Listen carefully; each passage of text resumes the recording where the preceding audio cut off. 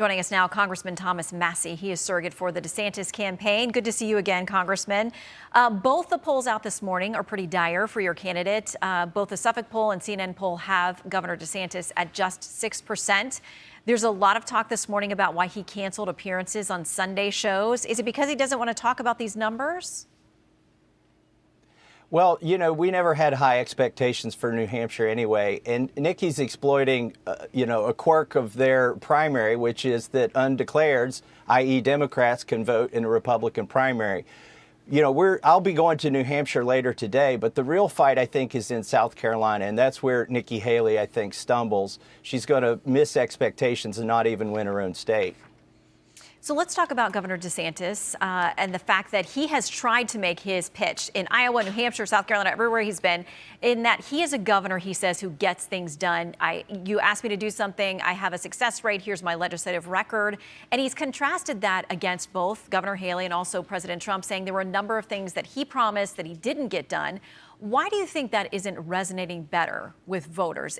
Is it a choice of policy versus personality? Why isn't that landing with voters? Well, let me talk about that difference and talk about why it might not be resonating. First of all, you know, the main thing I hear from people back home is they're mad that nobody's held accountable in Washington, D.C. Well, I think we need to hold Trump accountable. He didn't build the wall. He didn't get Mexico to pay for it. He ran up $7.8 trillion of debt. He fumbled the repeal of Obamacare. There's so many missed promises. He gave a commendation, an award to Dr. Fauci after he shut down our country and hasn't held anybody at the FDA or the CDC responsible. So, you know, let's hold that guy accountable. Contrast that with Ron DeSantis. He reduced the debt in Florida 25%. He fired the Soros DAs. He got all the wokeness out of their schools and their universities, and he banned China from buying land there. So he's got a great contrast. They don't want to talk about it. They won't debate him now, neither Nikki Haley nor the president, because his record is so stellar and neither of them have much to run on. Why isn't it resonating? I would say people have rallied to Trump's defense because he's been indicted 4 times. And, you know, I feel compelled to rally to his defense because that's an attack on all of us. But here's the problem. You know, this summer, they're going to be litigating these cases in the court, and these indictments are going to ripen into convictions. And we're going to be talking about the finer points of whether you can pay a porn star with your campaign money or whether you should write it off as a business expense. I mean, the lawsuit itself is ridiculous, but the underlying facts aren't disputed. And I think people are going to kind of recoil from that when all that stuff starts coming out this summer. And the polls that show him beating Biden, those are going to switch very quickly. Well, a lot of folks I talk to here who are Trump supporters saying he's their choice for Tuesday here in New Hampshire say all of those cases against him only made them double down in their support.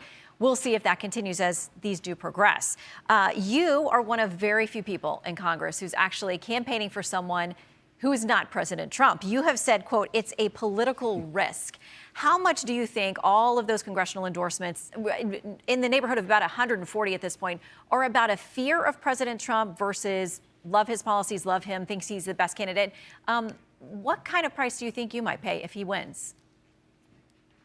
Well, I've got the Trump antibodies. He came at me for opposing the CARES Act. I was the only congressman who did. I said it was going to cause inflation, that it would cause shortages. And, oh, by the way, it funded the mail-in ballots and spent $2 trillion. Contrast that with Ron DeSantis. He called me up while everybody was hating on me, including that president, and said, I'm going to open our economy and make sure our kids go to school. Now, Trump came at me and I won my reelection, so I'm not worried about it. But I think there are a lot of those endorsements aren't wholehearted endorsements. They're either afraid that he will get involved in their primaries, or they're afraid that if he does win, he'll be vindictive. You know, Ron DeSantis can work with anybody. And so there's no vindication expected from him after he wins. So that's just the way it is. It's sort of bullying tactics from the former president.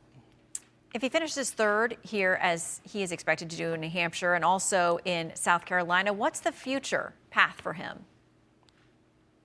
Yeah, that's a great question. He was second in Iowa and she was third. She'll be second and he'll be third in New Hampshire. She's not even on the ballot in Nevada, and Ron is. Then we go to South Carolina where she's going to lose this. Look, I think what we're seeing is that the only way you can beat Trump is if it's a head-to-head race between two people. And the question is that person going to be Nikki Haley or Ron DeSantis? Nikki Haley's ideology is somewhere in the zip code of John McCain, Mitt Romney, and Liz Cheney, and she said that Hillary Clinton was her inspiration. She has a ceiling in these primaries that are closed primaries where only Republicans can vote of about 35%. She can't beat Donald Trump. Ron DeSantis can. And as I said, as these indictments matriculate into convictions and we start learning about the details in this stuff, his poll numbers are going to go upside down against Biden, and we'll see that Ron is the only one that can win in November.